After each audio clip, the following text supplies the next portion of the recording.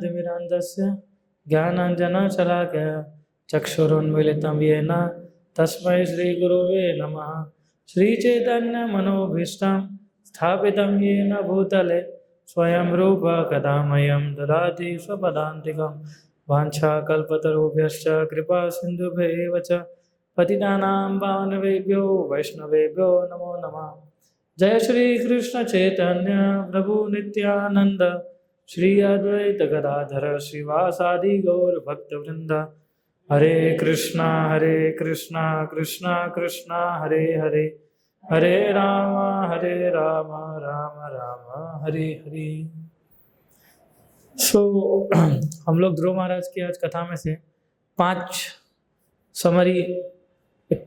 प्रकार के टीचिंग्स हम समझ सकते हैं, जिसमें से एक है डिटर्मिनेशन, दूसरा है गाइडेंस, तीसरा है डिवोशन, चौथा है मर्सी और 5वां है बैलेंस।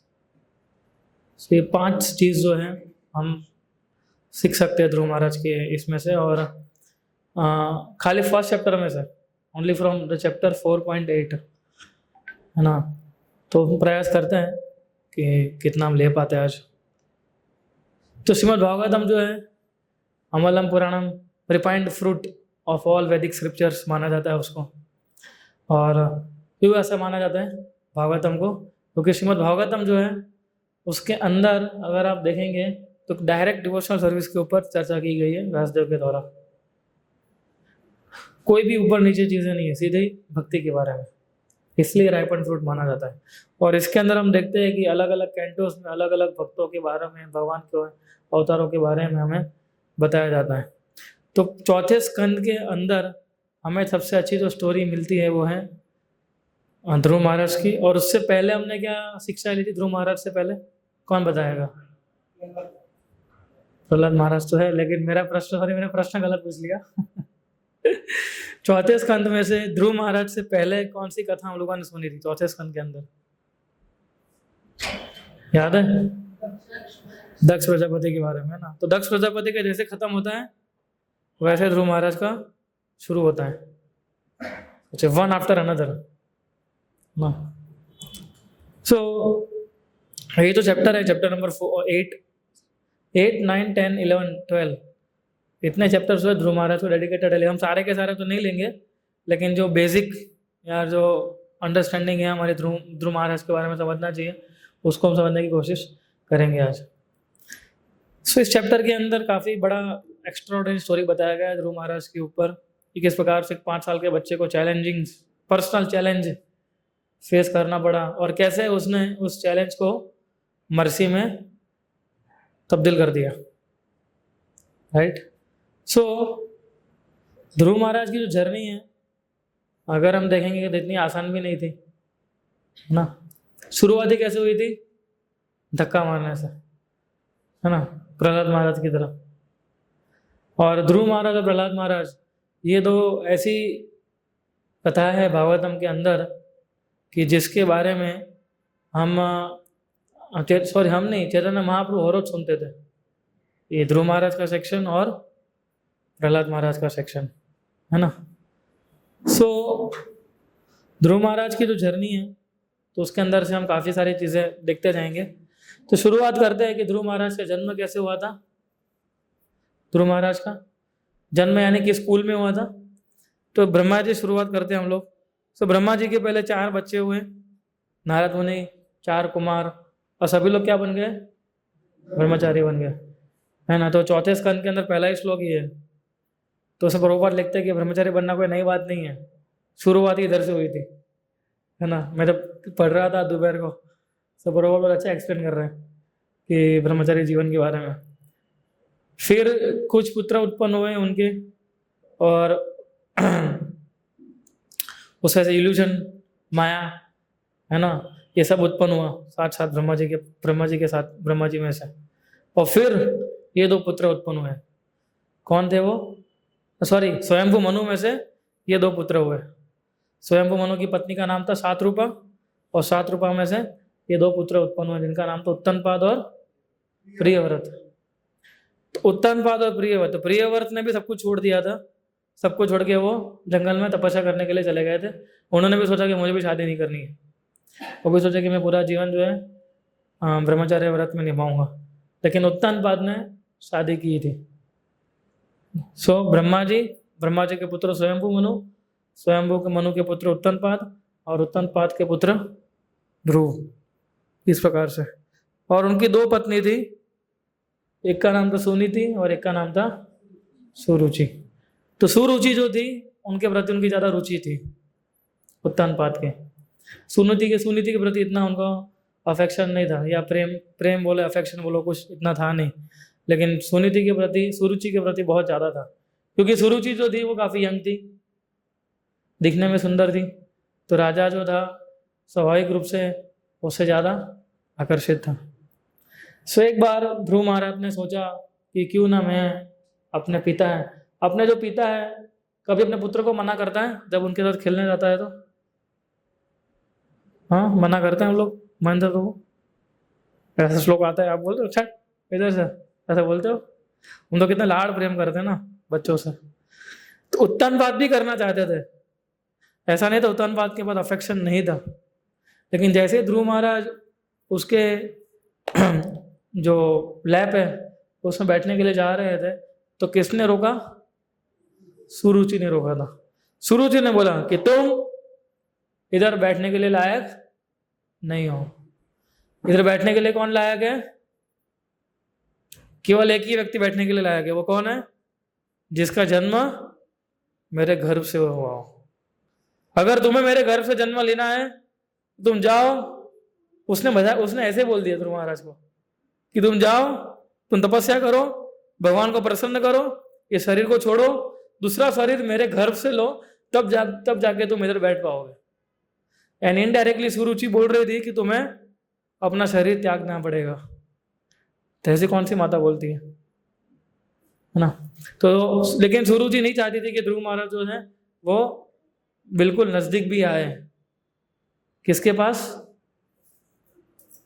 किसके नजदीक आए? उत्तानपाद के। क्योंकि उसको डर था कि ये जो थ्रोन है, ये जो राज्य है, वो किसको मिलना चाहिए? मेरे बेटे को मिलना चाहिए, है ना? सो ध्रुव महाराज के जो दूसरा भाई था उसका नाम क्या था? उत्तम, है ना? तो वो सोच रहा था कि मेरे सुरुचि सोच रही मेरा तो बेटा है उत्तम को ही मिलना चाहिए ऐसा, है ना? सो लेकिन जैसे ही ये इसने ऐसा बोला कि तुम्हें ये मेरे घर से लेना पड़ेगा जन्म और ये सब चीज़ें, तो ध्रुव महाराज के इतना सहा नहीं गया, है ना? सो ध्रुव महाराज को बहुत गुस्सा आया। स्क्रीन ने आपको श्लोक दिखा था कि भाई किस प्रकार से गुस्से में ध्रुव महाराज आग बबूला हो रहे थे। सो जब 5 साल का छोटा बच्चा था उसको भी कितना गुस्सा आ रहा था, है ना? सो ऐसा बोल रहे हैं कि जिस प्रकार से अगर आप कोई सांप हो, सांप को अगर आप लाठी से मारते हो तो सांप कितना हैवीली सांस लेता है, वैसे ध्रुव महाराज की सांस हो गई थी गुस्से में, एकदम लाल पीले हो गए थे। और गुस्से में, और ऐसा लग रहा था जैसे सुरुचि को अभी अपनी आंखों से ही सांप कर देंगे, इतना गुस्सा आ गया ध्रुव महाराज को। और ध्रुव महाराज उसी गुस्से में कहाँ गए? तुरंत ही उन्होंने वो स्थान छोड़ दिया और कहाँ चले गए? अपनी माता के पास। तो एक चीज़ इधर ये देखने की जरूरत है कि उनकी जो माता थी वो एक प्रकार से देखने जाओगे तो उनकी एक प्रकार से गुरु का भी काम कर रही थी, है ना? कि जिन्होंने ध्रुव महाराज को रास्ता दिखाया। इस सिचुएशन के अंदर भी गुस्सा आ रहा था ध्रुव महाराज को, ठीक है? सुनीति को भी गुस्सा आ रहा था कि मेरे बेटे का किसी बेटे के साथ ऐसा किया तो माता को गुस्सा आएगा कि हंसेगी वो, उसको भी गुस्सा आएगा ना। लेकिन हम देखते हैं इन श्लोकों के अंदर वो बता रही है सुनीति तो ध्रुव महाराज को कि देखो बेटा, सुरुचि ने भले तुम्हें गुस्से में बोला है लेकिन गलत सलाह नहीं दी है ना? She was not wrong. बोले सलाह तो एकदम सही दी है। ऑल्दो सुनने में एकदम कड़क लग रहा है, क्योंकि अगर तुम्हारे स्टेप ब्रदर उत्तम के साथ बैठना चाहते हो तो सबसे बड़ा चीज जो है वो तुम्हें 2 चीज करनी पड़े। एक तो क्या है? Give up your envious attitude. सबसे पहले ईर्ष्या का भाव जो है तुम्हें छोड़ना पड़ेगा। और फिर बताया immediately try to execute the instruction of your step mother. और स्टेप मदर की इंस्ट्रक्शन क्या थी कि तुम भगवान विष्णु की जाके उपासना करो। तो उन्होंने बताया विदाउट फर्दर डिले आराध्य स्वज पाद पदम यदिच्छासी ध्यासनम उत्तमो यथा, कि तुम तुरंत बिना समय बर्बाद किए तुम जाओ और विष्णु की आराधना करना शुरू कर दो। तो इस प्रकार से सुनीति ने अपने बेटे को समझाया। सुनीति भी लड़ सकती थी उत्तानपाद के साथ कि भाई क्या है, मजाक चल रही है, ये भी तुम्हारा बेटा है, अरे भी तुम्हारा बेटा है, तुम ऐसा कैसे कर सकते हो, तुम राजा कहलाने के भी लायक नहीं हो। लेकिन हम देखते हैं भक्तों की गुण हमें इधर एक देखने को मिलता है कि किसी भी आपदा आती है वह किसका शरण ग्रहण करते हैं, भगवान विष्णु का। सुनीति को मालूम था कि इसके पास आके कुछ फायदा नहीं है उत्तानपाद, क्योंकि वो अंधा हो चुका था किसके पीछे, सुरुचि के पीछे, है ना। और जब कोई व्यक्ति किसी लड़की के पीछे पागल हो जाता है तो उसको कुछ भी सूझता नहीं है। आप कितना भी उसको समझाने की कोशिश करो, कितना भी आप उसको मारो, कुछ भी करो, लेकिन वो बस ऐसा हो जाता है कि एक नशे जैसा हो जाता है ना। एक प्रकार से देखने भौतिक संसार ऐसे ही काम करता है, वो कुछ नहीं दिखता है। फिर कहाँ भागवतम, कहाँ भगवत गीता, सब हरि बोल, है ना। उसको दिन रात एक ही चीज विचार आती है बस कि कैसे उसको प्रसन्न किया जाए। तो उत्तानपाद वैसे ही हो गया था एक्चुअली में। भले इतना सोचो चक्रवर्ती राजा था, फिर भी एक स्त्री के प्रेम में वो पागल हो चुका था। और अपने ही बेटे के साथ उसने ऐसा किया, खुद के बेटे के साथ ही। तुरंत ही सुनीति ने बताया कि तुम जाओ। और सुनीति समझा रही थी कि जो परम भगवान जो है उनकी कृपा से ही, उनकी आराधना करने से ही तुम्हारे जो दादा है कौन, ब्रह्मा जी, उनको शक्ति मिली थी कि ये क्रिएट कर सके, सृष्टि का सर्जन कर सके। इसलिए अगर तुमने उनको प्रसन्न कर दिया यानी सब लोग प्रसन्न हो गए। तो इस प्रकार का उपदेश दे रही थी। और सबसे पहला उपदेश क्या दिया था उन्होंने, डोंट बी एनवियस, क्योंकि उसको गुस्सा आ रहा था ना सुरुचि के प्रति। बोले ऐसा कैसे मना, बोले ऐसा कैसे बोल सकते मेरे को, हाँ मेरा भी पिता ही है। तो लेकिन गुस्सा भी ठंडा नहीं हुआ था ध्रुव महाराज का, गुस्से में ही थे अभी भी वो, और गुस्से में ही घर छोड़ा था उन्होंने। तो ये गुस्सा जो है अगर सही तरह, उनको गुस्सा भी आ रहा था लेकिन एक गुण अच्छा ये था कि वो सुन भी रहे थे, है ना, अपनी माता के शब्दों को। तो वो बोल सकते ना, बोले ऐसा कैसे मैं तपस्या करने जाऊं। और कोई माता अपने छोटे बच्चों कैसे बोल सकती तपस्या करने के लिए भी, तो ये भी एक सीखने की चीज है कि बिकॉज सुनीति न्यू कि इसके अलावा और कोई ऑप्शन नहीं है, क्योंकि ये क्षत्रिय का बेटा है ना। और क्षत्रिय को बेटे को राज करने के लिए चाहिए, और अल्टीमेट कंट्रोलर कौन है, मैं भी नहीं हूं, उत्तानपाद भी नहीं है, ना सुरुचि है, ना उत्तम है, कौन है, भगवान है। तो क्यों ना उसको भगवान के पास ही भेजा जाए, है ना। तो ऐसे माता पिता हुआ करते थे पहले, कि जो बचपन से ही भगवान के पास भेजते थे। आज भगवान के पास आते हैं तो घबरा जाते हैं माता पिता, है ना। पहले मेरा बेटा मंदिर जा रहा है, बाप रे बाप, मंदिर कैसे जा रहा है, मेरी बेटी मंदिर जा रही है, बाप रे बाप, कौन शादी करेगा। ऐसे मतलब बोलते थे भक्तों की शादी नहीं होती हो।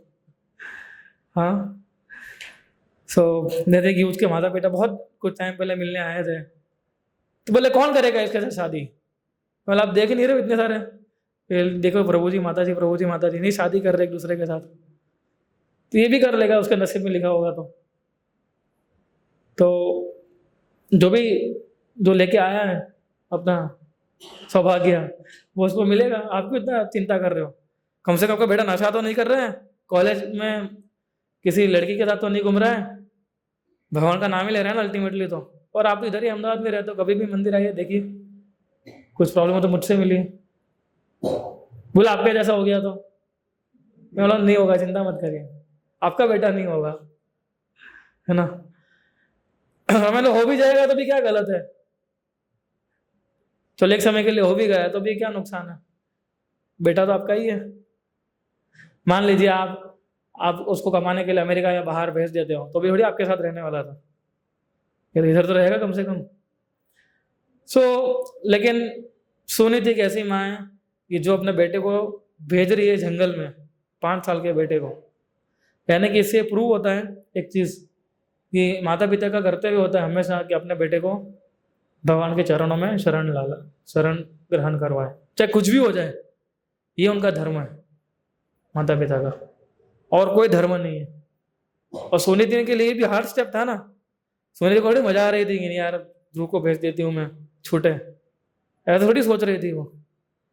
एक्चुअली शी हैज, उनको इतनी श्रद्धा थी विष्णु के प्रति कि विष्णु इसकी रक्षा करेंगे, मैं क्या रक्षा करूंगी उसकी, मेरे से तो रक्षा नहीं हो रही है ना, लेकिन विष्णु उसकी रक्षा करेंगे। तो कितनी श्रद्धा थी भगवान के ऊपर सुनीति की। So this is how one should have faith in Krishna. Krishna के ऊपर फेथ रखना इसलिए, और ये डिटर्मिनेशन है ध्रुव महाराज का। एक बार मना कर दिया मतलब ठान लिया था उन्होंने कि भगवान को अब मैं प्रसन्न करके रहूंगा। निकल गए बाहर, छोड़ो ये सब। और फिर उन्होंने एक्चुअली सुनीति ने काफी सारे अच्छे अच्छे उपदेश दिए उनको, और प्रभुपाद के बहुत अच्छे तात्पर्य है इसके अंदर। वो बता रही थी कि मुझे नहीं लगता कि इस पूरे संसार में कोई भी दुख तुम्हारा दूर कर पाएगा सिवाय भगवान, है ना। और फिर बता जिनकी आंखें कैसी है, कमल नयन जैसी है, वही तुम्हें बता सकते हैं। और बाकी सारे देवी देवता जो है वो उनकी पूजा करते हैं, है ना, भगवान के। तो तुम भी उनकी पूजा करो, जाओ, मैं तुम्हें परमिशन देती हूँ। सो एक्चुअली ध्रुव महाराज की माता जो उनको इंस्ट्रक्शन दे रही थी, वो उनका अल्टीमेटली ध्रुव महाराज के ऑब्जेक्टिव पूरा करने के लिए दे रही थी, है ना। सो और ऐसा बताया गया है, देखिए, सन्नियाम यात्मनात्मानाम निश्चक्राम पितु पुरात, यानी कि आफ्टर डेलिबरेट कंसिडरेशन, सोच समझ के, and with intelligence and fixed determination. ये 3 शब्द बहुत इंपॉर्टेंट है, consideration, intelligence and determination. He left his father's house. So सब कुछ उन्होंने देखा, ध्यान किया, और फिर उन्होंने अपने पिता का घर छोड़ दिया। और वो सोच रहे हैं कि जहां मेरा अपमान हो रहा है उस घर पे रह के भी क्या फायदा है, ये भी एक सही है। लेकिन ये सब चीजें 5 साल के बालक को जो है ना वो लागू नहीं पड़ती है कि जिस घर के अंदर अगर मेरा अपमान ही हो रहा है उस घर पे जाके क्या फायदा है। तो बड़ों के लिए ठीक है, लेकिन 5 साल के बच्चों के लिए क्या, विजय श्लोक है, उसके लिए क्या अपमान क्या अमान, हाँ। लेकिन ध्रुव महाराज थे, उन्होंने बहुत गहराई से इसको ले लिया था। एंड यू सी उनका डिटर्मिनेशन देखिए। तो ये न्यूज़ किसके पास पहुंची, नारद मुनि के पास पहुंची कि चलो अपना कैंडिडेट तैयार हो रहा है सामने से आ रहा है तो तुरंत ध्रुव महाराज को पकड़ लिया उन्होंने, और ध्रुव महाराज को अप्रोच किया और अपने उनके सर पे हाथ रखा ऐसे, है ना, जैसे कैसे ऐसे हाथ ही रखते हैं वैसे नारद मुनि ने रखा। एक्चुअली मैंने पढ़ रहा था, मैं सोच रहा नारद मुनि ने उनके ऊपर हाथ रख दिया, तभी समझ गया, तभी भगवान उसको मिल गए थे ध्रुव महाराज को, है ना। क्योंकि नारद मुनि तो कितने ही एक्सॉल्टेड डिवोटी, उनके आशीर्वाद से ही ध्रुव महाराज का उसी समय भगवान प्राप्त हो गए थे ध्रुव महाराज को। लेकिन क्योंकि गुरु की क्या गाइडेंस का क्या इम्पोर्टेंस है वो इधर समझाया जाता है कि और ये सोच रहे थे नारद मुनि की क्षत्रियों के अंदर कितना पावरफुल नेचर होता है, केवल थोड़ा सा भी अपमान सहन नहीं कर सकते वो, है ना। देखो 5 साल का बच्चा थोड़ा सा अपमान कर दिया और उसके लिए इट वॉज अनबेरेबल पेन। और फिर हम देखते हैं धीरे धीरे जब वो जा रहे थे ध्रुव महाराज, तो उनको रोका और उनको पहले पूछा कि तुम ये क्या करने जा रहे हो। बोले तुम छोटे बच्चे हो, मान अपमान तुम्हारे लिए नहीं होता, तुम जाओ खेलो, हाँ तुम जाओ खेलो, मॉल में जाओ, हाँ फन क्लब में जाओ, गाड़ी घुमाओ, ये सब क्या कर रहे हो तुम, ये तुम्हारे लिए नहीं है। भगवान भगवान भगवान बाद में आएंगे। तो ध्रुव महाराज एकदम सीरियस थे, हंस भी नहीं रहे थे। तो नारद मुनि ने देखा कि ये तो बहुत ज़्यादा ही सीरियस हो चुका है भगवान को प्राप्त करने के लिए। और ध्रुव महाराज ने ही नारद मुनि को उत्तर दिया था कि नारद मुनि देखिए कि जो आपके इतने अच्छे शब्द हैं वो मेरे जो बुद्धि है उसमें नहीं जा रहा है, ना मेरा एक ही गोल है कि कैसे मैं भगवान को प्रसन्न कर सकूं। अगर आप उसमें मुझे कुछ हेल्प कर सकते हो तो बताइए प्लीज। और भाई विनम्रता से पूछा था, ऐसे नहीं पूछ लिया था कि भाई देखो आपकी बातें काम की नहीं है, मैं तो जा रहा हूँ, आपको बताना हो तो बताओ।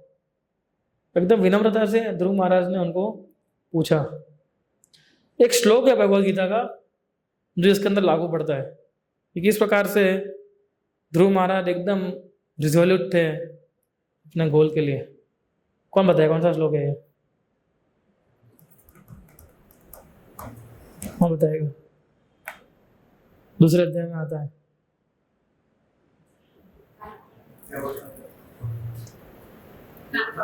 व्यवसायत्मिक बुद्धि एक करो नंदना, कि जिसका माइंड एकदम रिजोल्यूट होता है ना, वो एक उसकी बुद्धि कैसी होती है? वन पॉइंटेड इंटेलिजेंस, है ना। व्यवसायत्मिक बुद्धि एक गुरु नंदन, और कुछ सोचता नहीं है वो इधर उधर। गुरु महाराज का वन पॉइंट इंटेलिजेंस आके मुझे क्या करना है? केवल भगवान को प्रसन्न करना है, डेट्स इट। तो उन्होंने, ध्रुव महाराज का जो रिजॉल्व था वो सिखाता है हमें किस प्रकार से एडवर्सिटी को स्पिरिचुअल स्ट्रेंथ में बदला जा सकता है। सोचिए आप, एक एडवर्सिटी थी उनके जीवन में, बहुत बड़ा संकट आ चुका था, और उसको है ना कैसे स्पिरिचुअल स्ट्रेंथ में बदल दिया उन्होंने। तो ये हमें सीखना चाहिए इसमें से। आपके जीवन में कोई भी एडवर्सिटी आ जाए, आप उसको आध्यात्मिक शक्ति में बदल ही सकते हैं, है ना। आप लोग भी बता सकते हैं कि आपको कभी डिस्करेजमेंट हुआ हो और किस प्रकार से ऐसे शास्त्रों के उदाहरण ने आपको हेल्प किया हो। कोई बता सकता है आप में से? एनीवन? कि एडवर्सिटी आती नहीं है जीवन में?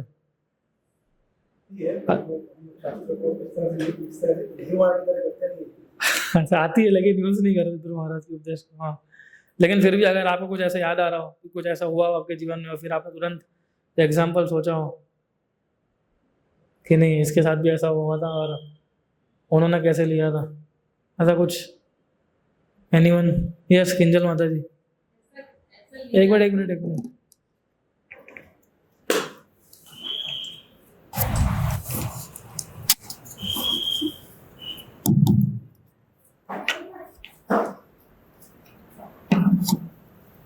हरे कृष्णा। ऐसा लिया तो नहीं, बट जो कुंती महारानी की प्रेयर से उसे लगता है कि उनके जीवन में जो दुख आते हैं तो वो भगवान से और दुख मांगते हैं।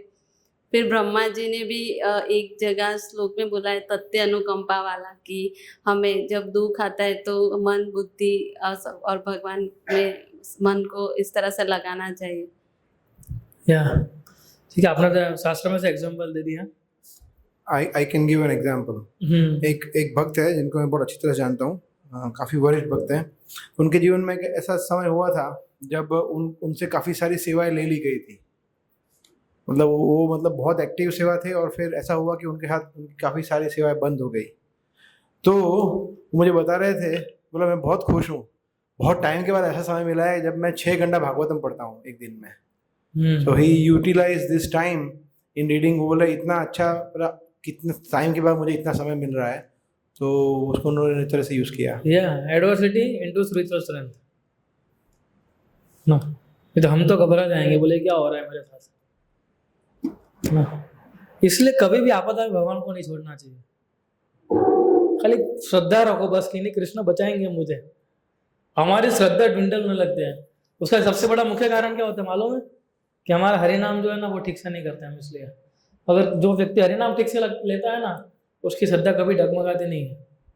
वो हमेशा एकदम रिजोल्यूट होता है अपने पर्पस को। उसके सामने कितना भी फेंक दो आप, वो सीधा माला लेके बैठ जाएगा और कभी छोड़ेगा नहीं कृष्ण भक्ति को। और ध्रुव महाराज का जो पहला इंसिडेंट जो मैंने अभी तक का बताया आपको, उसमें ये सीखना है हमें, how to adverse in spiritual life, spiritual strength. और ये डिटर्मिनेशन सीखना है हमें ध्रुव महाराज से, है ना। आपको लगेगा ऐसा कि बोले क्या, बोले ठीक है ये नहीं बिठाया गोदी पे तो क्या हो गया, लेकिन ध्रुव महाराज के लिए बड़ी बात थी ये। गोदी पे नहीं बिठाया मुझे, ऐसा कैसे नहीं बिठाया, कौन है सुरुचि, और ये मुझे इतना क्यों बोल रही है। और फिर उनकी माता ने उसी के ही वर्ड्स को बोला कि वो एकदम सही बोल रही है, तेरे को भगवान के पास ही जाना चाहिए। तो आप सोचिए कि कितना इम्पोर्टेंट है ये।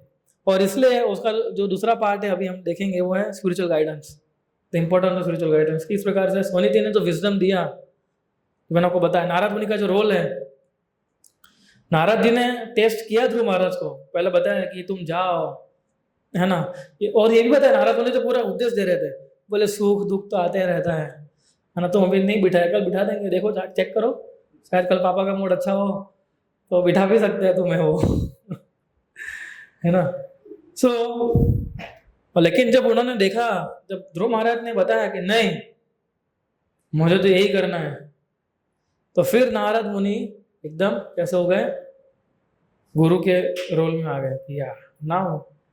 तो फिर उन्होंने बताया कि अब मैं सिखाऊंगा कि कैसे भगवान को प्राप्त किया जा सकता है, and this is highest path accepted by great devotees, है ना।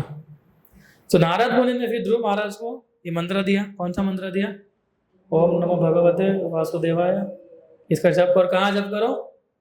मधुवन में जाके, है ना। हम गए थे मधुवन, कुछ लोगों को लेके गए थे, नहीं लास्ट टाइम नहीं गए थे हम लोग, तो वृंदावन में ही गए थे ध्रुव महाराज तपस्या करने के लिए मधुवन में, और वहीं पर ही नारद मुनि ने उनको भेजा था। सो इसलिए जब भी ऐसी आपदा आती है then we should seek guidance from guru and scriptures ना, क्योंकि ध्रुवों का सक्सेस का फॉर्मूला क्या था? यही था। अगर सोनीति ने कुछ अलग बोल दिया होता तो ध्रुव महाराज अलग कुछ करते। अगर नारद मुनि की बातों फर्स्ट टाइम नारद मुनि की बातों में आगे होते वो, तो अलग दिशा में चले जाते, है ना। तो सोनीति प्लांटेड द सीड और नारद मुनि प्रोवाइडेड द टूल्स ना। सोनीति ने उसके दिल में एक सीड प्लांट कर दिया, बोले कुछ प्रसन्न इनको ही करना। नारद मुनि ने उनको साधन दिए कि चलो भगवान को कैसे प्रसन्न करना है, और हमें किसने साधन दिए? प्रभुपाद ने दिए, है ना। हमारे जो ने प्रभुपाद ने साधन दिए हैं कि कैसे भगवान को प्रसन्न कर सकते हो, है ना। सो इसलिए विदाउट गाइडेंस आवर एफर्ट्स में फॉल्टर। अगर हम गाइडेंस में नहीं रहेंगे तो हमारे एफर्ट्स जो है शायद ऊपर नीचे हो सकते हैं। इसलिए आध्यात्मिक जीवन में गाइडेंस लेना बहुत जरूरी है ना। कोई भी आपके भौतिक लाइफ में भी क्या चल रहा हो, आध्यात्मिक जीवन के अंदर भी क्या चल रहा हो, है ना। सो वो हमें देखना चाहिए, क्या गाइडेंस इनको बहुत इंपॉर्टेंट रोल प्ले करता है। हम कई बार सोचते हैं कि नहीं मेरे हिसाब से ये सही है, आपके हिसाब सही हो सकता है, लेकिन हमें पूरा पर्सपेक्टिव नहीं मालूम है, और इसलिए हमें गुरु की जरूरत पड़ती है। इसलिए हमें वरिष्ठ वैष्णव की जरूरत पड़ती है कि जिन्होंने पूरा चक्रव्यूह देखा होता है, और फिर वो हमें गाइडेंस देते हैं।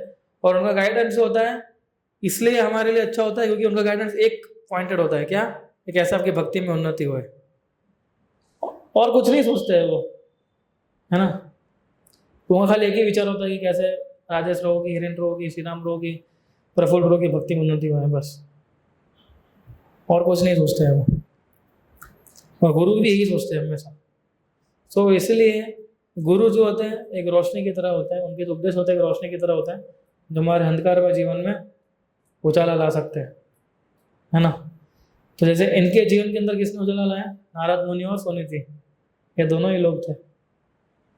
नारद मुनि ने उनको रास्ता दिखाया, टूल्स दिया, और सोनीति ने क्या किया? उनको सीड दिया, है ना, कि तुम्हें ये करना, मार्ग बता दिया, गोल बता दिया, विजन बता दिया। विजन नारद मुनि ने दिया, है ना, कैसे प्राप्त करना है उसको अभी।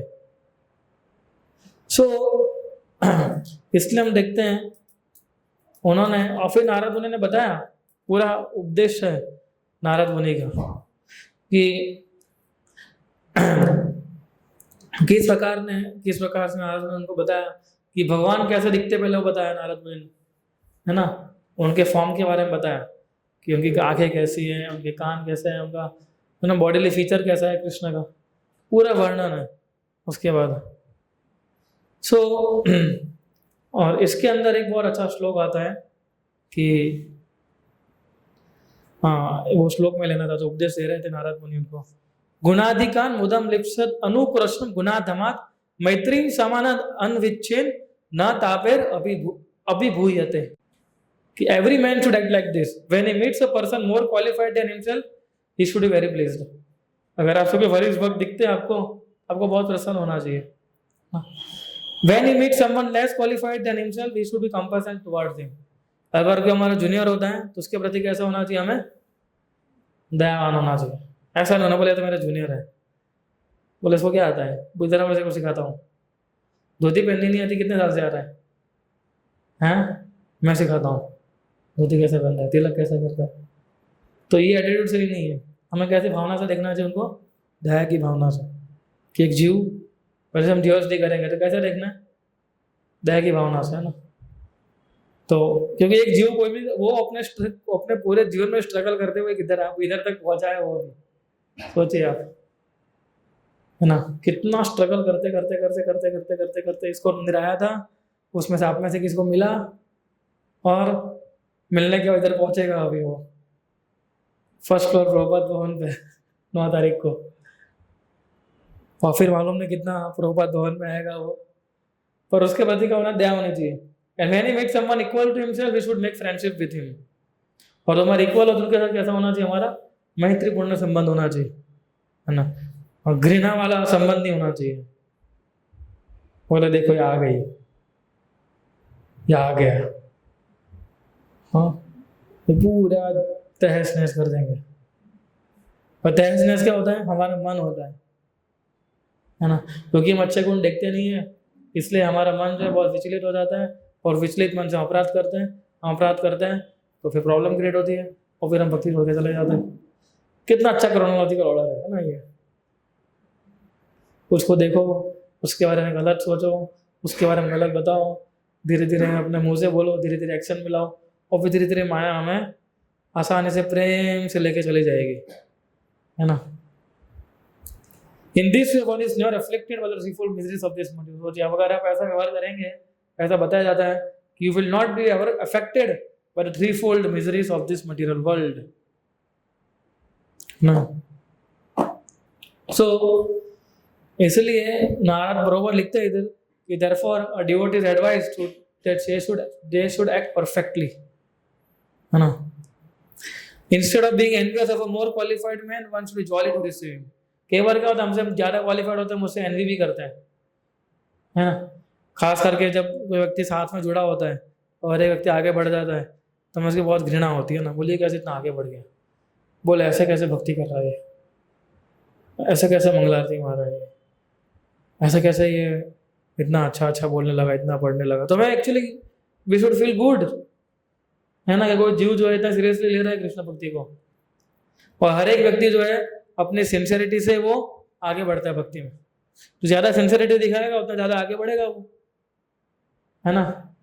सबको एक समान स्थान दिया जाता है, ठीक है। So instead of being oppressive to less qualified man, one should be compassionate toward him just to raise him to the proper standard. So इसलिए हम देखते हैं कि ये एक श्लोक मैंने सोचा कि मैं ले लेता हूँ, काफ़ी इंपॉर्टेंट श्लोक लगाता हूँ, और यही श्लोक रूप गोस्वामी भक्ति रसायन सिंधु में ये हमें एक्सपांड करके बताते हैं। 3 कैटेगराइज भक्तों के जो कैटेगरी करते हैं भक्ति रसायन सिंधु में रूप गोस्वामी, वो इसी आधार पे करते हैं रूप गोस्वामी आगे इसको और ब्रीफली वो एक्सप्लेन करते हैं हमें। सो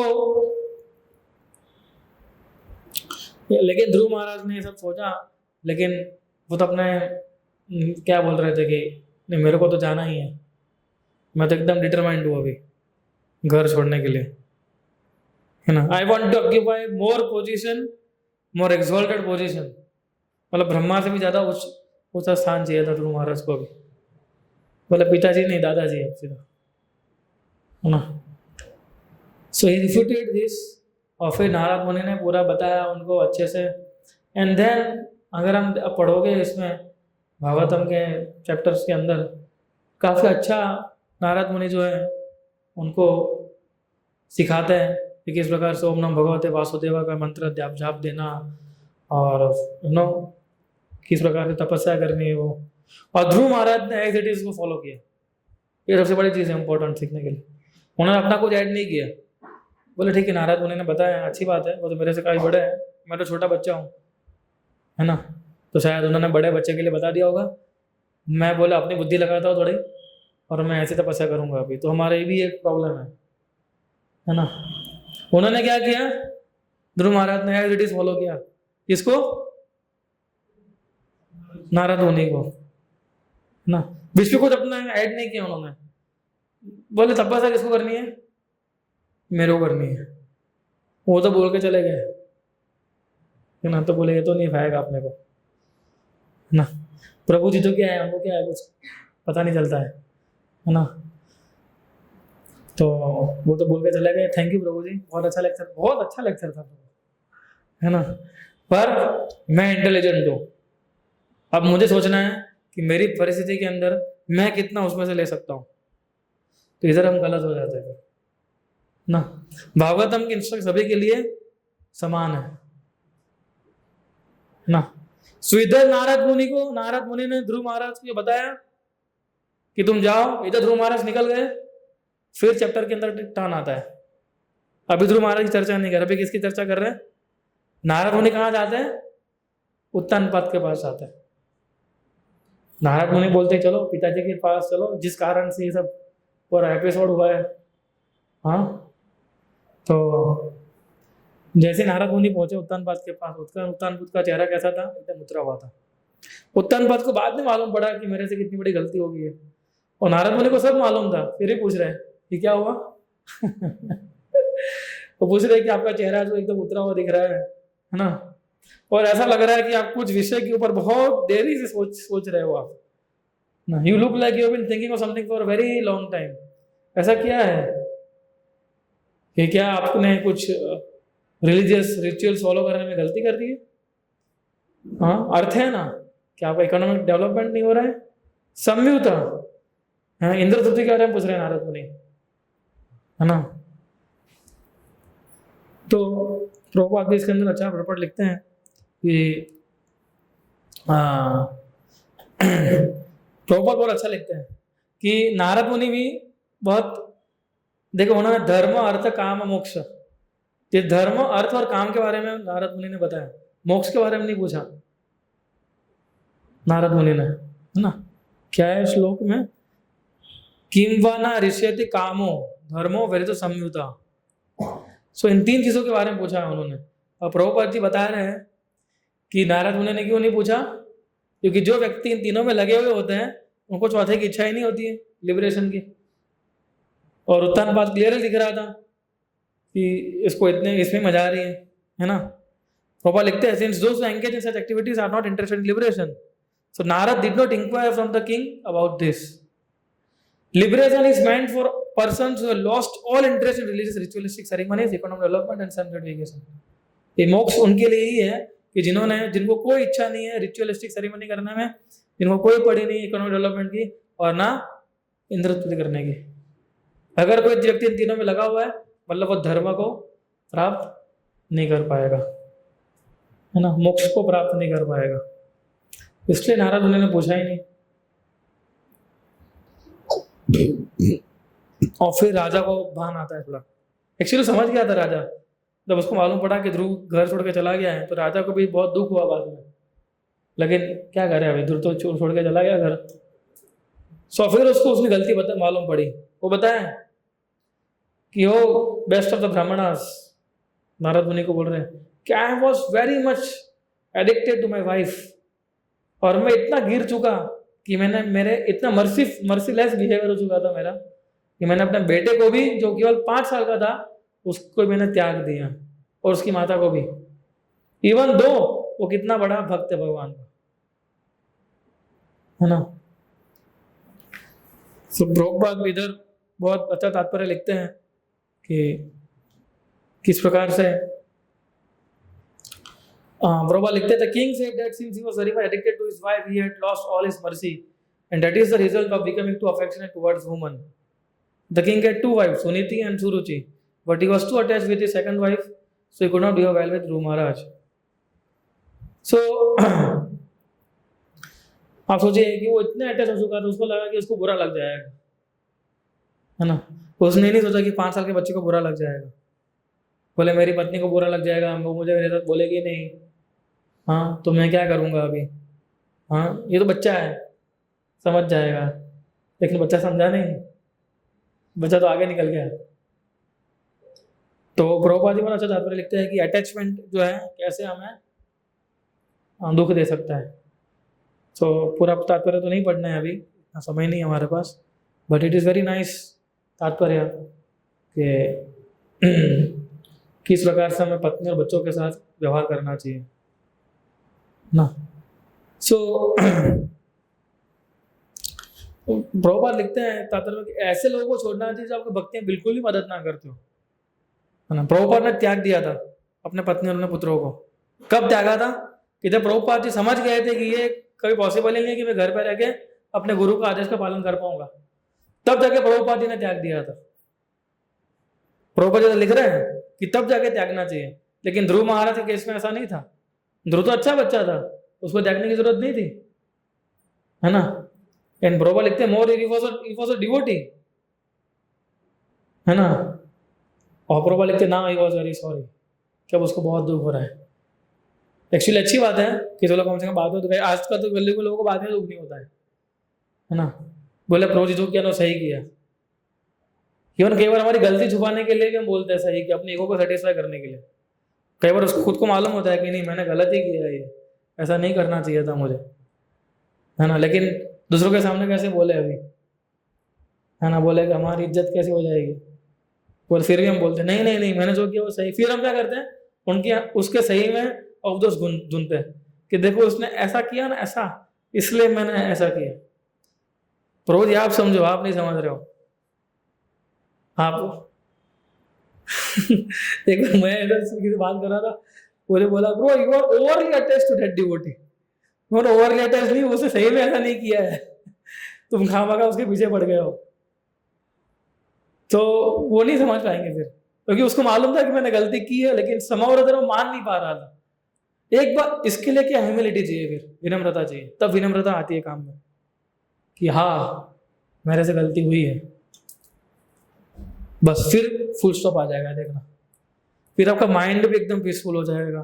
खाली कितना सोचना है, बस यही सोचना है कि हाँ आई एम सॉरी ब्रो, है ना, ऐसा नहीं करना चाहिए था मुझे, और मैं आगे जाके इसको इम्प्रूव करूंगा।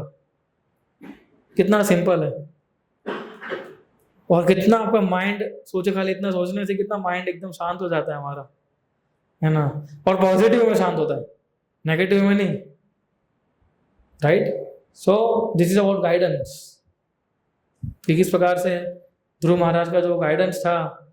आई मीन फिर अभी उसके पिता को तो ऐसा हो रहा है, फिर बताते नारद मुनि उनके पिता को, तो वो चिंता मत करो, वो एकदम सही जगह पे है, भगवान को प्राप्त करने के लिए गया है, मेरा शिष्य है, आपको चिंता करने की जरूरत नहीं है, बिल्कुल भी नहीं है, ऐसा बोल के उन्होंने उसको अपने।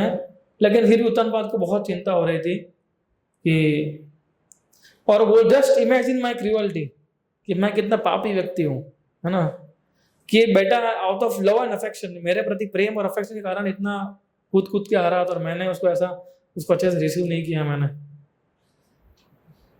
इतना दुख हो रहा था उसको। तो ये भी जरूरी है, एक भक्त को ऐसा दुख भी होना चाहिए, तभी हमारा हृदय सॉफ्ट बनेगा। नहीं तो हमारा हृदय कैसा हार्ड बन जाएगा, कठोर हृदय बोलते हैं ना, पत्थर दिल, कोई फर्क ही नहीं पड़ता है उसको, तो वैसा नहीं होना चाहिए हमें। सो फर्क पड़ता है, लेकिन हमें भी देखना है कि वो किस दिशा में जा रहा है। मैंने लास्ट मंडे बताया था, ये कंपैशन होना चाहिए, लेकिन ओवर कंपैशन भी नहीं होना चाहिए कि भाई वो ठीक है, ऐसा होगा ठीक है, 16 माला नहीं करोगे चलेगा एक दिन बस, ये तो कंपैशन नहीं बोलते, है ना। तो उसको तो सिखाना पड़ेगा, जब सिद्धांत की बात आएगी तब, सिद्धांत की बात आती है तब हमें उसको सच्ची दया क्या है, उसको सिद्धांतों को फॉलो करवाना, है ना। और आप देखिए इधर एक चीज मुझे एक चीज बहुत अच्छी लगी, वो जब ध्रुव महाराज छोड़ के चले, ध्रुव महाराज टोटली ऑब्जर्व हो चुके थे, अपना पूरा समय बिता रहे थे वो, जब वो अकेले थे तब। इसलिए जब हम अकेले होते ना, तो पूरा समय हमें बिताना चाहिए, कंटेम्पलेट करना चाहिए हमारे जीवन के बारे में, कि हमारे आध्यात्मिक झरने के बारे में, है ना। तो हमें मालूम ही नहीं पड़ेगा कैसे समय बीत जाएगा हमारा। देखना आप चैंटिंग करो, रीडिंग करो, लेक्चर प्रिपेयर करो, ये सब। आज मैं आ रहा था एक जगह से, है ना, 8 घंटे की जर्नी थी, तो मालूम ही नहीं पड़ा 8 घंटे कहाँ चले गए। थोड़ा माला किया, थोड़ा लेक्चर प्रिपेयर किया, थोड़ा सेवा किया, फोन पे बातचीत किया और अहमदाबाद आ गया। तो क्या है ना, हमारा माइंड अगर एब्जॉर्ब रहेगा ना इन चीजों के प्रति तो कभी नेगेटिव थॉट्स नहीं आना देगा वो। अकेले होते हैं तो नेगेटिव थॉट भी बहुत आती है हमें, है ना, सोचते हाय मेरा जीवन कैसा हो गया है ना, इस फोन में आने के बाद क्या हो गया, ना ना ना घर का ना घाट का, कहाँ जाऊंगा क्या करूंगा, तो ये सभी विचार आ सकते हैं हमें, है ना। पर हमें जब भगवतम की शरण लेते हैं, जब भक्तों की शरण लेते हैं, तब हम एकदम जॉयफुली रहते हैं, है ना। सो इसलिए हमें हमारा समय जो मिलता है ना, हमें पूरा इसमें लगा देना चाहिए बस। 6-7 घंटा सो, या फिर तीसरा व्यक्ति क्या घर सो जाता है अकेला होता है ना, बोला अच्छी जर्नी है, अच्छा एसी वाला कैबिन है, सो जाओ। जो 5-6 घंटे नींद मिल गई हमें वो, तो वो तपोबनी हो जाएगा फिर पूरा। सो क्योंकि क्या ऐसा समय मिलता नहीं है हमें, है ना, पूरा दिन सेवा में लगे होते हैं, कुछ ना कुछ चलता रहता है, तब भी समय मिलता है हमें, देन वी शुड फोकस। सो जब फोकस करते करेंगे ना हम लोग जब इसमें, तब एब्जॉर्प्शन आएगा, वरना नहीं आएगा। और जब तक एब्जॉर्प्शन नहीं आएगा ना, तब तक ये भौतिक चीजें आपको बहुत चंचल करती रहेगी, ये छोड़ेगी नहीं आपको भौतिक आसक्तियां। इसलिए इस शरणागति का जो भाव है वो लाना बहुत जरूरी है ना। सो फिर नारद मुनि बताया कि आपको पता ही नहीं है कि आपका बेटे का जो गुणगान है वो तो पूरे विश्व में अभी प्रचलित हो चुका है। उस प्रकार से उत्तानपाद को उन्होंने बताया कि अब तुम्हें चिंता करने की आवश्यकता नहीं है, वो मेरे शेल्टर में है अभी, वो भगवान के शेल्टर में अभी। फिर उत्तानपाद थोड़ा निश्चिंत हुआ, है ना, फिर उसको अपनी गलती की रियलाइजेशन भी हुआ, पर तब तक ध्रुव महाराज तो पहुंच गए थे। सो ध्रुव महाराज की तपस्या जो थी, तो उसके अंदर बाद हम डिवोशन के बारे में चर्चा करेंगे अभी। डिवोशन कितना था ध्रुव महाराज का, ट्रांसफॉर्मेटिव पावर ऑफ डिवोशन, कि एक तरीके से वो जैसे नारद मुनि ने बताया था उनको, उस प्रकार से लग गए थे एज इट इज, है ना। तो पहला महीना कैसे तपस्या किया था उन्होंने, कौन बताएगा? हैं? फ्रूट नहीं, पर कुछ तो खा रहे थे ना वो उस समय, फ्रूट्स एंड बेरीज, है ना, वो भी एवरी 3rd डे, हर तीसरे दिन खाते थे वो, ताकि वो अपना बॉडी और सोल, है ना, आत्मा और शरीर को साथ में रख सके। और इस प्रकार से धीरे धीरे प्रोग्रेस कर रहे थे वो, है ना। सो प्रोपाद एक प्रकार का फल खाते थे वो। प्रोपाद लिखते हैं कि हमें उसका इंग्लिश वर्ड नहीं मालूम है। सो वो बोलते हैं कि ह्यूमन बीइंग नहीं खाते इसको, खाली बंदर ही खाते हैं। तो वैसा फल खा रहे थे वो ध्रुव महाराज पहले ही महीने में, और वो भी ऑन एवरी 3rd डे, हर तीसरे दिन। तो डिवोशन के लिए आपको तपस्या करनी पड़ेगी। विदाउट तपस्या डिवोशन प्राप्त नहीं होता है। विदाउट ऑस्टेरिटी हमें भक्ति प्राप्त नहीं होगी। आप सोचोगे कि नहीं एकदम हरे कृष्ण प्रभु जी कैसे हो, मजे में ना, और बताओ क्या चल रहा है जीवन में, ऐसे भक्ति नहीं चलेगी। और वो भी सामने बोलेगा अरे प्रभु जी एकदम बढ़िया चल रहा है बिजनेस को, मार्केट तो प्रभु जी क्या अप हो गया था, बीच में डाउन हो गया था पूरा इंडिया पाकिस्तान टेंशन के कारण। आपने कितना इन्वेस्ट किया है, कहाँ इन्वेस्ट किया है, कितना हुआ, बात कहाँ से कहाँ पहुंच जाती है। तो उसको सीरियसनेस बोलते हैं, सीरियसनेस इसको बोलते हैं, है ना। कि ध्रुव महाराज कैसे लग गए, इसको डिवोशन बोलते हैं एक्चुअली। कि जब भी मौका मिला ध्रुव महाराज को उन्होंने पूरा लगा दिया, है ना। बरोबर लिखते हैं कि Dhruva Maharaj accepted such fruits not for luxurious feasting, है ना, आनंद प्राप्त करने के लिए नहीं है। जैसे अभी हमारा आएगा, क्या आएगा, पांडव निर्जल एकादशी आएगा, है ना, नेक्स्ट सैटरडे को। तो हम सब लोग एकादशी करेंगे, है ना, पूरा पानी के बिना और एकदम। फिर दूसरे दिन कैसे होते हैं हम 56 भोग खाते हैं, है ना। ऐसा लगता है कि बहुत बड़ा तपस्या कर दिया हम लोगों ने, एक दिन पानी के बिना, आज तो आने दो, है ना। माता जी को बोलता तू बना आज, है ना, क्या सामान चाहिए बोल दो खाली, है ना। और सुबह से लग जाते हैं, कुछ लोग प्लानिंग बनाते हैं, प्रभु देखो सुबह पानी नहीं के पहले पहले ये पीने का, फिर ये करने का। ध्रुव महाराज के लिए कोई नहीं था बनाने के लिए उनको, फिर वो टिके रहे ना वो। ये कृष्णा वैसे रक्षा करते अपने भक्तों की। तपस्या करनी, ऐसे तपस्या करनी चाहिए, मतलब भले आप फिस्ट खाओ दूसरे दिन, पर एटलीस्ट साल में एक बार अगर ऐसी एकादशी आती है तो हम प्रयास करना चाहिए कि हम ऐसा करें, है ना। सो इसलिए ऑस्टेरिटी बहुत इंपॉर्टेंट है डिवोशन प्राप्त करने के लिए। भक्ति को प्राप्त करना ऐसा नहीं है कि भाव में आ जाओ भक्ति प्राप्त हो गई हमारी। आप कर क्या रहे हो भगवान के लिए वो देखना पड़ेगा। आप अपना को कितना स्ट्रेच कर रहे हो वो देखना पड़ेगा। और स्ट्रेच करने का मतलब ये नहीं कि मैंने इतना स्ट्रेच किया तो मुझे इतना मिलना चाहिए, ऐसा भी नहीं।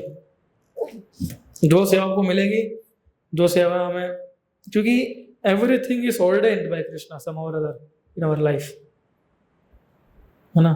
अल्टीमेटली भगवान निश्चित करते हैं हमारे जीवन के बारे में, और इसलिए हमें भगवान के ऊपर आदर रखना सीखना चाहिए। सो प्रभुपाद लिखते, बहुत अच्छा पॉइंट लिखते इधर, मैंने हाईलाइट करके रखा है। प्रभुपाद लिखते, we should always remember that to become a bona fide devotee of the Lord is not an easy task, but in this age by the mercy of Lord Chaitanya it has been made very easy. But if we do not follow even the liberal instruction of Chaitanya Mahaprabhu, how can we expect to discharge our regular duties in devotional service?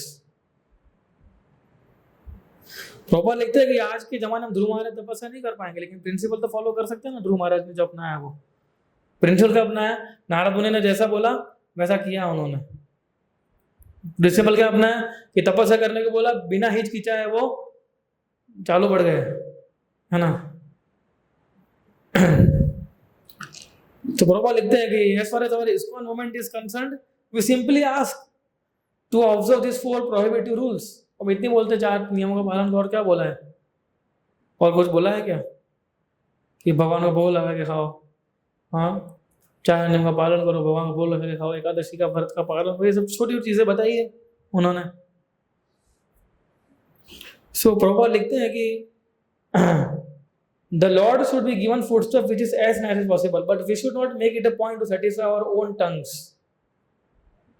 As far as possible, we should accept simple foodstuff just to keep the body and soul together to execute devotional service. बस हम भगवान की सेवा करने के लिए जितना जरूरी है उतना हमें करना चाहिए। और शरीर तो बीमार पड़ेगा, है ना, तो बीमार पड़ता क्या करना चाहिए हमें, डॉक्टर के पास जाओ, दवाई खाओ, जो फॉलो करना है क्या बोला है वो करो, और फिर लग जाओ, है ना। हम बोलेंगे हाय मैं बीमार हो गया, हाँ इतनी भक्ति करता हूँ फिर भी भगवान क्यों करते हैं मेरे साथ ऐसा। अभी 4-5 दिन पहले एक डिवोटी मुझे बोल रहे थे, बोले प्रभु जी मेरे साथ ही ऐसा क्यों होता है, मतलब मेरे साथ भी ऐसा होता है, तुम्हारे ऐसा नहीं हो रहा है खाली, सबके साथ ऐसा होता है।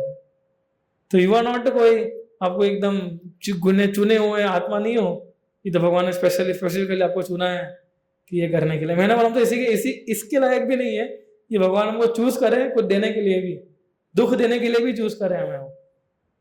हम तो हमारे कर्म से ही बाहर नहीं आ रहे,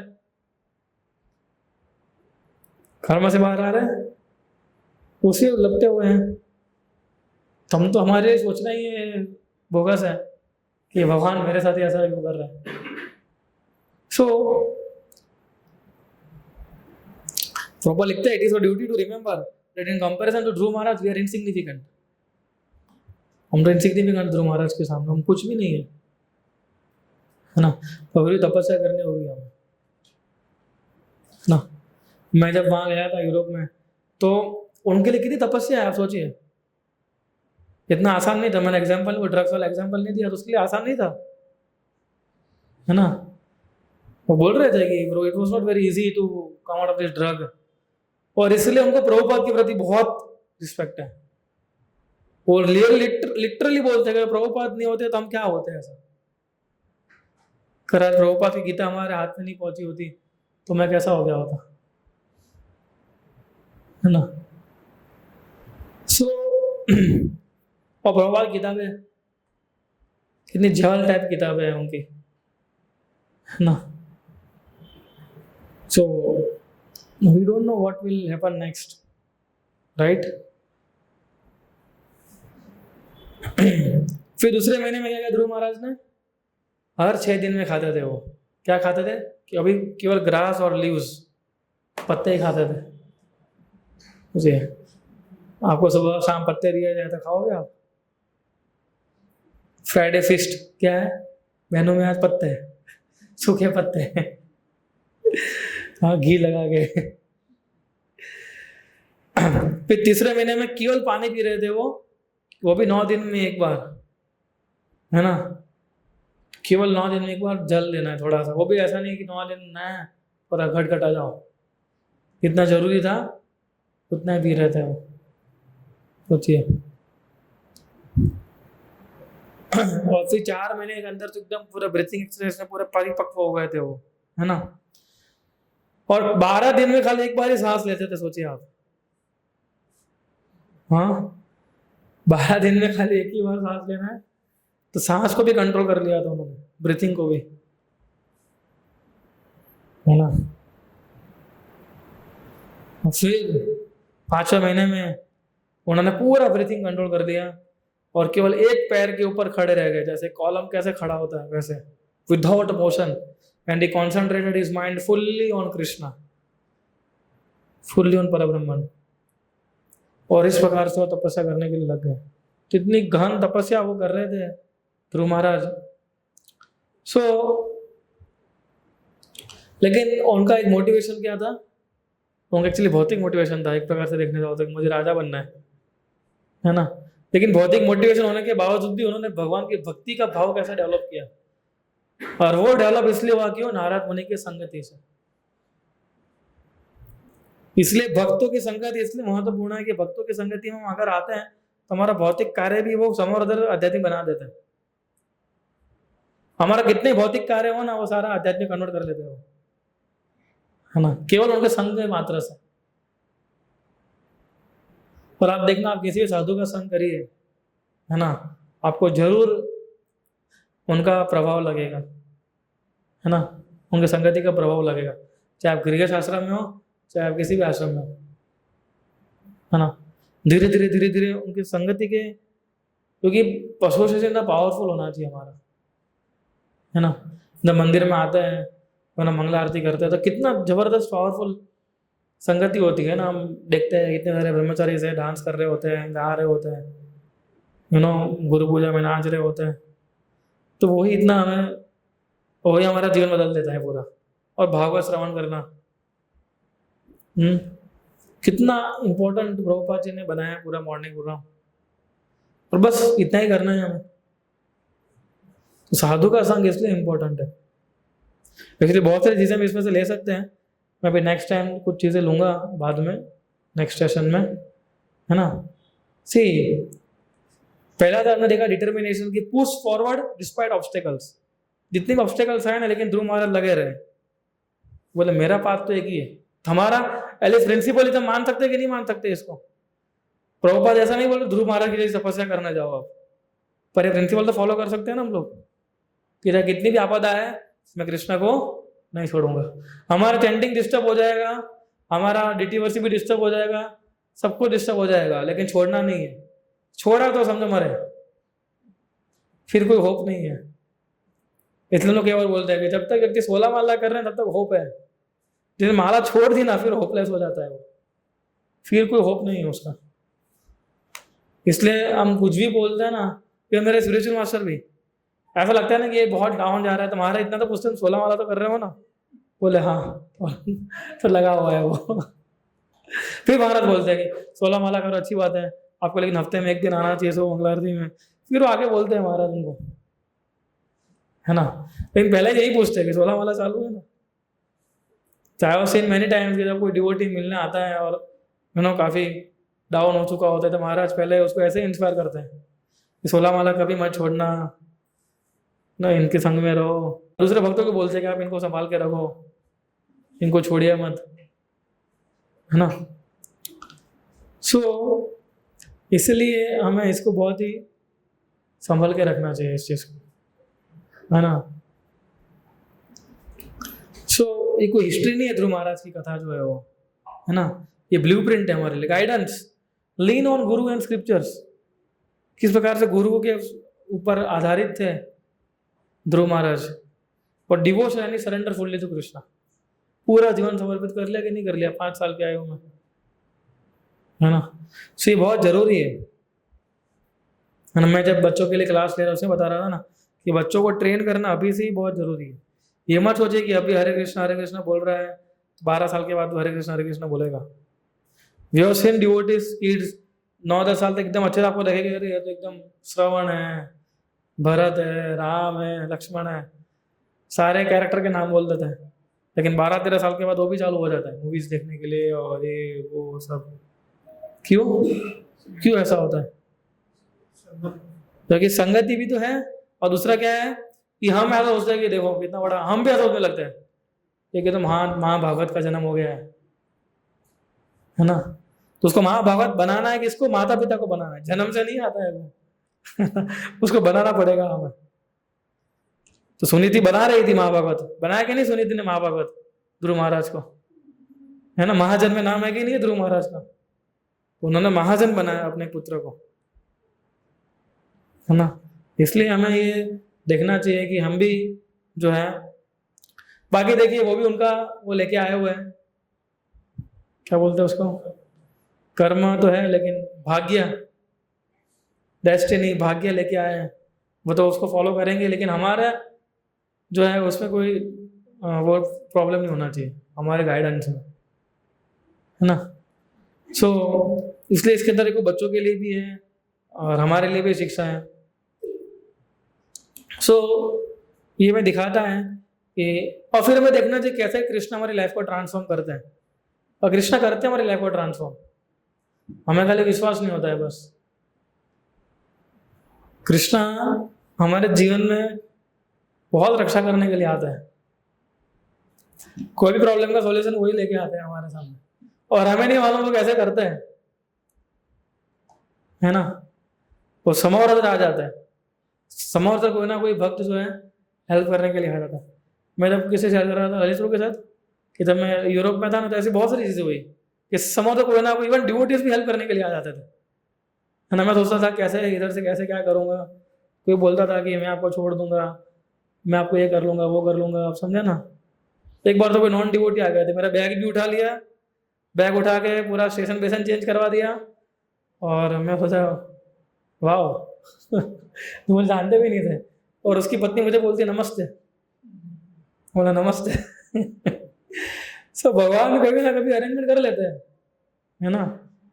जब वो देखते हैं कि ये हमें क्या खाली श्रद्धा रखनी है बस, और कुछ नहीं करना है।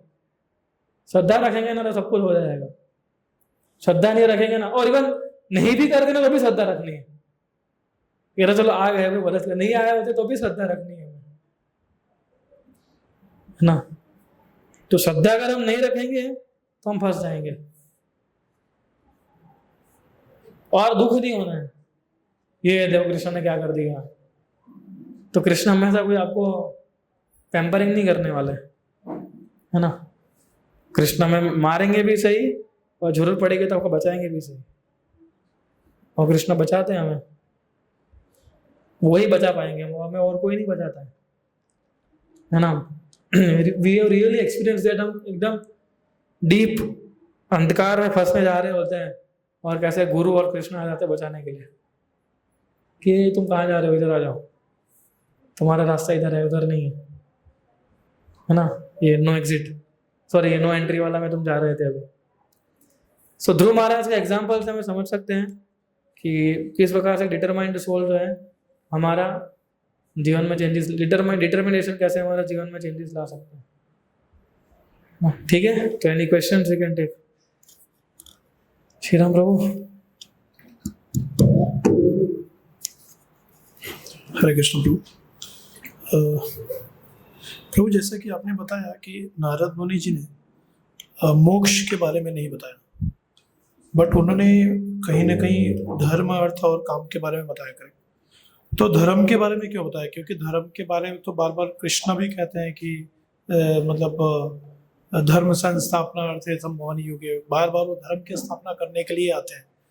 तो लेकिन- अगर उन्होंने मोक्ष के बारे में नहीं बताया तो धर्म के बारे में क्यों बताया? इधर धर्म का मतलब है रिलीजियस रिचुअल्स, जब रिचुअल्स करते हैं ना उसकी बात कर रहे थे वो, जब अलग अलग प्रकार के रिचुअल्स करते हैं ना, यज्ञ, तप, दान, ये भी धर्म हो, दान करना भी धर्म हुआ ना, तो उसके बारे में पूछ रहे थे। मोक्ष तो क्या है, भक्ति का कार्य आ जाता है फिर एक बात में, तो भक्ति के बारे में नहीं बता रहे थे वो।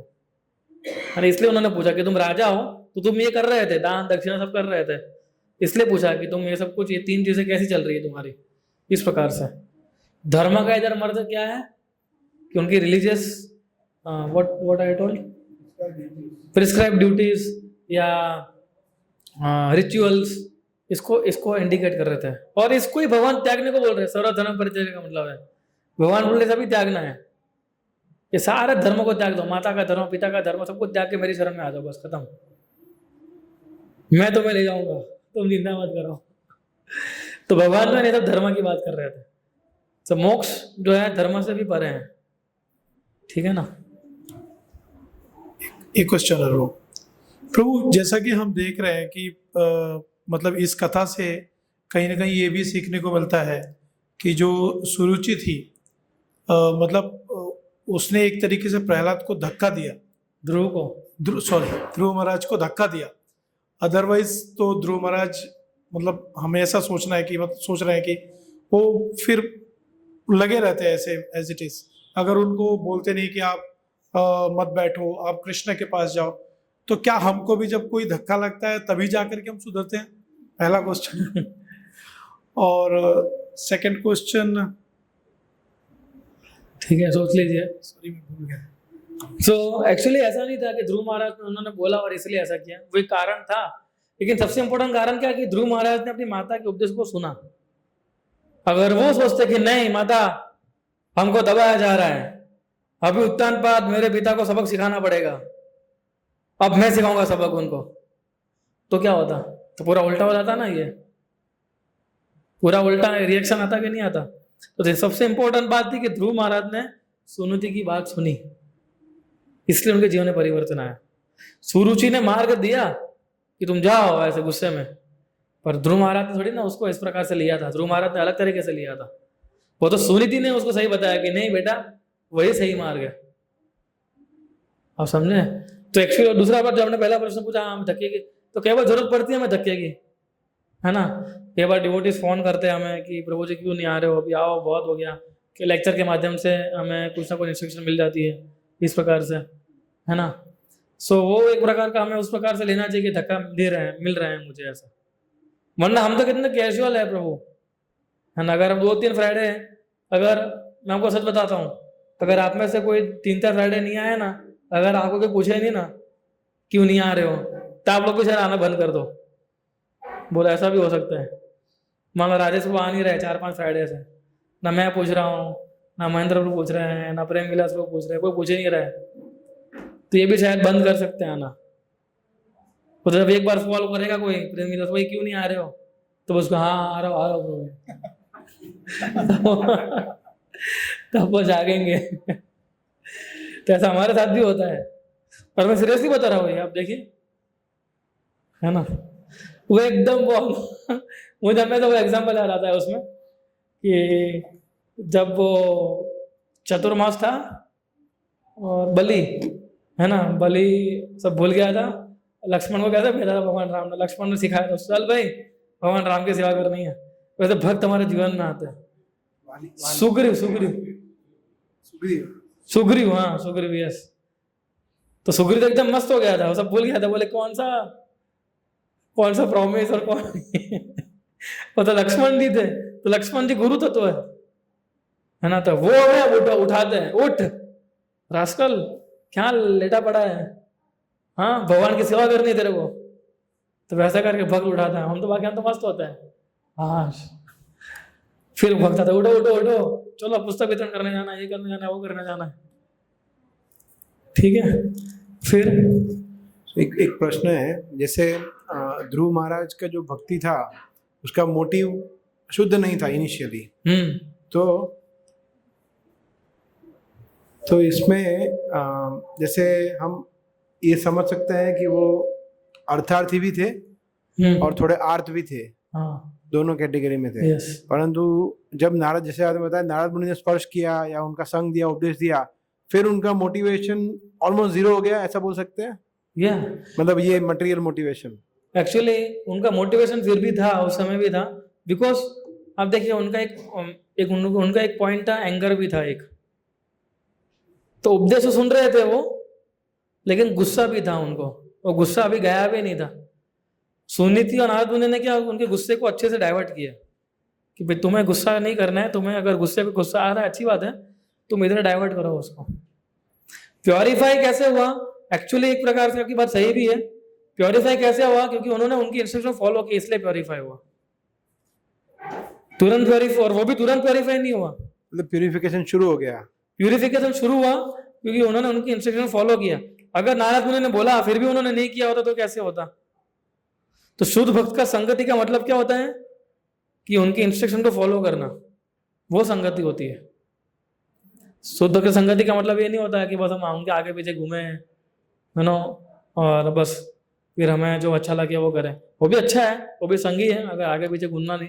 पर अगर आपको सबसे अच्छा संग लेना हो किसी साधु का, तो कैसे ले सकते हैं? उनके उपदेशों का पालन करके ले सकते हैं, है ना, वरना फंस जाएंगे इस संसार में। सो यस, ही वाज अर्थ। वो उनका एक्चुअली कोई स्पिरिचुअल मोटिव था ही नहीं। यस, जीरो स्पिरिचुअल मोटिव, ध्रुव महाराज। तो सोचिए भक्तों का संग का प्रभाव कितना होता है कि जो हमारे मटेरियल मोटिव को भी स्पिरिचुअल करके, स्पिरिचुअल नहीं, भगवान तक पहुंचा सकते हैं। एक साधु के अंदर इतना पावर होता है कि आपके मटेरियल मोटिवेशन को भी वो भगवान तक पहुंचा सकते हैं। वो हमें खाली उनकी बातों को सुनना है। तो ध्रुव महाराज ने वो किया। सो उनके प्योरिफिकेशन कब शुरू हुआ? जब नारद मुनि से मिले और नारद मुनि की बात उन्होंने सुनी। और ऐसे नहीं, नारद मुनि ने पहले उन्होंने नारद मुनि को बोला कि नहीं नारद मुनि ऐसे नहीं, आप मुझे बताइए। जब नारद मुनि ने बताया तो उन्होंने उनको, नारद मुनि गुरु को एक्सेप्ट किया एज ए गुरु, उनके 3 बार प्रदक्षिणा किया और फिर वो गए थे। Then Dhruv Maharaj left. So he already accepted him as his spiritual master, right? So yeah, he went for a material motive, but he got transformed due to association.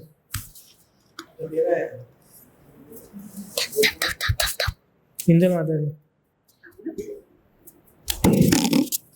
हरे कृष्णा। जैसे प्रभु जी आपने बताया ना कि हमें ऑस्टेरिटी जो होती है वो हेल्प करती है डिवोशनल सर्विस में। ऑस्टेरिटी हेल्प करती है। हाँ, तो जैसे ध्रुव महाराज ने तो इतनी तपस्या की जैसे आपने बताया जो सतयुग में थी। अभी हम कलयुग में तो क्या कर रहे हैं? ज्यादा से ज्यादा एकादशी कर रहे हैं, चातुर्मास कर रहे हैं, और कौन सी ऑस्टेरिटी हमें हेल्प कर सकती? हरे कृष्ण। एक्चुअली कलयुग का सबसे बड़ी ऑस्टेरिटी क्या है? ये 4 नियम का पालन करो और 16 वाला ठहरते करो, और काम क्रोध लोभ वो मद मत्सर से दूर रहो। ये सबसे बड़ी ऑस्टेरिटी है कलयुग की, है ना। अब जंगल में जाने की जरूरत ही नहीं है ध्रुव महाराज जैसा कि आपने काम को, क्रोध को, ठीक है, फिर एनवी को, फॉल्स सीको को कैसे कंट्रोल किया आपने। वही सबसे बड़ी तपस्या है। तो अगर आपको कलयुग में तपस्या करनी है तो क्या तपस्या करनी चाहिए हमें? और सुबह जल्दी उठ जाओ सबसे पहले तो, ठीक है। एकादशी का व्रत का पालन करना, फिर 4 नियम का पालन करना, फिर 16 माला करना है, तो यही है। लेकिन उसके अंदर अगर आपको ज़्यादा करना है तो सुबह जल्दी उठ जाओ घर पे, मंगला आरती आओ एवरी संडे, ठीक है। और सबसे बड़ी तपस्या यही है कि हमारे अंदर जो अनर्थ है उसको कैसे भी करके कंट्रोल करके उसको बाहर निकालो। और इसलिए भगवान हमें तपस्या करने का मौका देते हैं जब भक्ति शुरू करते हैं। तब जब भगवान की भक्ति में आगे बढ़ते हैं तो बहुत सारे प्रॉब्लम आने शुरू होते हैं। तो प्रॉब्लम क्या है? प्रॉब्लम यही है, सारे प्रॉब्लम इसलिए आते हैं ताकि हम अनर्थ से दूर हो चुके हैं, ताकि हम यही तपस्या, हमारे लोगों को तपस्या ही नहीं। बाकी हम जंगल में जा नहीं पाएंगे, वो तो हम कर ही नहीं पाएंगे। आप जाके देखिए, मैं गया था एक जंगल में, वहाँ है ना, तो मैंने बोला आप जाना है प्रभु जी, बहुत अकेला अकेला हो गया इधर, कोई नहीं, सुनसान जगह। मैं आपको अगर कोई डांट भी दे ना अंदर मार के, तब पूरा कलयुग निकल जाएगा, आप मिलोगे नहीं। वैसा घना जंगल था वो, एकदम डीप फॉरेस्ट, अंदर अंदर अंदर तक चले गए थे, है ना। अगर रास्ता ना देखा हो ना किसी ने तो वो मिले भी नहीं उसको, इतना और मीलों मीलों तक फंसा हुआ था। तो आपको वहाँ मजा भी नहीं आएगी, आपको लगेगा कि बस बहुत हो गया, थोड़े टाइम के लिए अच्छा लगता है, फिर हम सोचते हैं कि नहीं अभी चलते हैं इधर से, है ना। सो ये हम नहीं कर पाएंगे, सो हम यही कर पाएंगे कलयुग के अंदर ये जो। और सबसे बड़ी ऑस्टेरिटी क्या है कि जो हमें उपदेश मिल रहे हैं उसको फॉलो करना, वो हमें फॉलो करना चाहिए, है ना।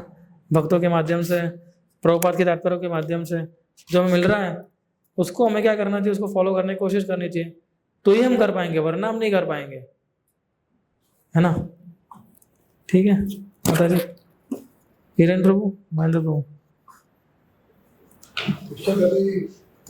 जैसे आपने कहा कि एक मिनट, ठीक है, फिर हम एंड करते हैं।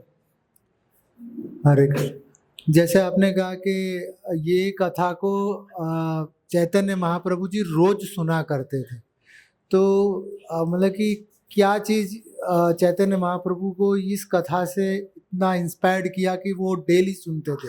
ये और भक्ति, ये वो, हाँ मतलब कि अच्छा, तो मतलब कि चैतन्य चरितामृत में कहीं पे भी ये कथा में उन्होंने कभी किसी को ऐसा बोला है कि इस कथा से, क्योंकि वो तो जो भी कुछ करते थे वो मतलब बताने के लिए ही करते थे, कि तो क्या हमें बताना चाहते थे कि डेली ये सुन के कथा? महाप्रभु जब डिस्कस करते थे अपने भक्तों के साथ तो उनकी भक्ति के बारे में डिस्कस करते थे, और उनका डिटर्मिनेशन, किस प्रकार उनका श्रद्धा, फेथ खास करके। तो श्रद्धा थी ध्रुव महाराज को, प्रहलाद महाराज को भगवान के प्रति।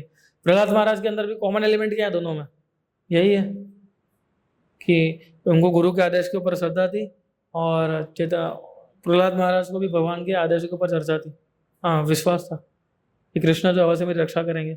तो ये चैतन्य महाप्रभु जो थे काफी प्रभावित थे, और ये दोनों बच्चे थे, तो महाप्रभु में सिखाना चाहते थे कि किस प्रकार से भक्ति जो है हमें इसी टाइम से शुरू कर लेनी चाहिए, बचपन से ही। मेन एलिमेंट जो था उनका डिवोशनल सर्विस, जो उन्होंने तपस्या कर रहे थे, ध्रुव महाराज और प्रहलाद महाराज उपदेश दे रहे थे अपने बच्चों को, अपने स्टूडेंट्स को, ठीक है, तो वो ज़्यादा आकर्षित था। ऐसा पर्टिकुलरली आपको कहीं प्राप्त नहीं होगा, और ऐसा बोल सकते हैं, ठीक है। बट जैसे ध्रुव महाराज की कथा में हम देखें तो एंड तक पूरी कथा, मतलब कि जब तक उनका मोटिव यही था कि मैं ब्रह्मा के स्थान तक पहुंचूं, यानी कि एक इंटेंशन था कि मैं रूल करूं पूरे ब्रह्मांड को, वो मोटिव से वो कर रहे थे। फिर शायद विष्णु भगवान का शंख उन्हें टच हुआ, और फिर उसके बाद उनकी थिंकिंग चेंज हुई कि भाई अब मुझे ये सब नहीं चाहिए, अब मुझे भक्ति चाहिए, भक्ति चाहिए। हाँ। सो फिर भी भगवान ने उनको दिया ना सब कुछ, हाँ, फिर उन्होंने सब, भगवान ने सामने से सब कुछ उनको दे दिया ना। हाँ, भगवान को मटेरियल भी दिया और स्पिरिचुअल भी दिया, दोनों दिया। तो प्रश्न क्या यही है? हाँ नहीं, मतलब कि मैं महाप्रभु के पॉइंट ऑफ व्यू से समझना चाहता था कि what he wants to tell, मतलब कि वो क्या पॉइंट आउट करना चाह रहे हैं। आपको बताया ना अभी। और महाप्रभु तो बोलते हैं कि हमें सब कुछ छोड़ देना चाहिए। उनके 6 अष्टकों में अगर हम देखें तो सबको छोड़ देना चाहिए, मतलब कि एक्चुअली देखो सबको छोड़ देना चाहिए, वो तो हमारा प्रिंसिपल है, वो तो ये उनका मोटिव प्योर नहीं था, तो ऐसी स्टोरी से स्टोरी की प्योर मोटिव वही। हाँ, वो भी डिस्कस है, वो इंट्रिगेट प्रॉमिसेस में लास्ट क्वेश्चन कर लेते हैं। हाँ, टाइम बहुत हो गया। हरे कृष्णा प्रभु। प्रभु जी, जैसे आपने बताया कि ब्रह्मा जी के फैमिली से ये आ रहे थे ध्रुव महाराज, तो इन्हें नारद मुनि से कैसे मतलब उपदेश मिला, ब्रह्मा जी से क्यों नहीं मिला? मतलब क्योंकि नारद मुनि वो तो ब्रह्मा जी को पूछना पड़ेगा कि आप क्यों नहीं गए पीछे। क्योंकि नारद मुनि का काम ही है कि नारद मुनि जो है ना हमारे जैसे प्रचारक है, वो हमारे जैसे नहीं, हम उनके जैसे, सॉरी, ठीक है। नारद मुनि का काम क्या है? ब्रीचिंग करना, वो प्रीचर है। ब्रह्मा जी का काम क्या है? मैनेजमेंट करना, इस पूरे ब्रह्मांड को संभालना, उत्पत्ति करना, ये सारा कार्य ब्रह्मा जी को दिया गया है। तो ब्रह्मा जी को भगवान ने सेवा क्या दिया था कि तुम प्रजा की उत्पत्ति करो, ये सब करो, तो वो अपना काम कर रहे थे, ठीक है। नारद मुनि को क्या उपदेश मिला था कि तुम प्रचार करो बस, है ना। तो नारद मुनि इसलिए हर जगह नारद मुनि पहुंच जाते हैं ना। ध्रुव महाराज के, प्रहलाद महाराज नारद मुनि थे, प्रहलाद महाराज के केस में भी, और कोई भी केस है तो कंस के रामायण में हर जगह वो आ जाएंगे, क्योंकि वो प्रचारक भक्त है ना, ट्रैवलिंग डिवोटी। सो इसलिए उन्होंने, नारद मुनि मिल गए उनको ऐसा। वो लेकिन ब्रह्मा जी सब देख रहे थे, है ना, पर ब्रह्मा जी इन्वॉल्व होते हैं, ऐसा नहीं होता। इसी में इन्वॉल्व हुए थे ब्रह्मा जी। जब ब्रह्मा जी को लगता है कि मेरा काम ठीक से नहीं हो रहा है, जैसे प्रियव्रत था तो प्रियव्रत ने ब्रह्मचर्य व्रत का पालन कर, उसको तो शादी नहीं करनी थी, ठीक है, तो फिर ब्रह्मा जी गए प्रियव्रत के पास, में शादी करनी होगी, तो नारद मुनि भी आ गए, बोले हमारा एक कैंडिडेट ले रहा है ये। हाँ, तो नारद मुनि पहले समझाया उसको कि भाई देख ये सब तो बोलते रहेंगे लेकिन फिर नारद मुनि ने फिर उनको समझाया कि नहीं, ब्रह्मा जी जैसे बोल रहे हैं वैसे करना चाहिए हमें, ऐसा। तो ब्रह्मा जी किस केस में आए थे? प्रियव्रत के केस में आए थे। क्यों? क्योंकि उनकी खुद की सेवा निष्ठा हो रही थी, है ना, वो जरूरत थी उसमें राजा की और प्रजा की, तो फिर ब्रह्मा जी आए थे उस समय। उनके क्या है, जब उत्तम की डेथ होती है, यक्षों के साथ युद्ध हो जाता है, मतलब तो स्वयंभू मनु आए थे पहले, फिर आए थे ब्रह्मा जी। हाँ, पहले स्वयंभू मनु आए थे ध्रुव महाराज को समझाने के लिए, वो हम देखेंगे नेक्स्ट सेक्शन में, गुस्से के बारे में, कि ध्रुव महाराज गुस्सा कैसा था। अभी तो गुस्सा डाउन नहीं होता उस समय भी उनका, ये सब कुछ होने के बाद भी इतना गुस्सा है उन्होंने कि उनके सारे यक्षों को मारने का उन्होंने सोच लिया। बोले किसने मारा? बोले मालूम नहीं, यक्षों ने मारा है। तो बोले सारे यक्षों को मार दूंगा मैं, किसी को नहीं छोड़ूंगा। फिर स्वयंभू मनु आए थे और उनको समझाया पूरा, कि देख भी ऐसा नहीं करते हैं, तुम तो पूरी प्रजाति खत्म कर रहे हो, है ना। तो आपके साथ मैं मिलता हूँ, है ना, कि चैतन्य महाप्रभु एक्चुअली महाप्रभु का उपदेश यही था कि किस प्रकार से हम इन लोगों से इतना डेडिकेटेड भक्ति सीखे, वो जो महाप्रभु को ज़्यादा आकर्षित कर रहा था, है ना, ये मेन एलिमेंट था उसका। ठीक है, सो एंड करते हैं इधर।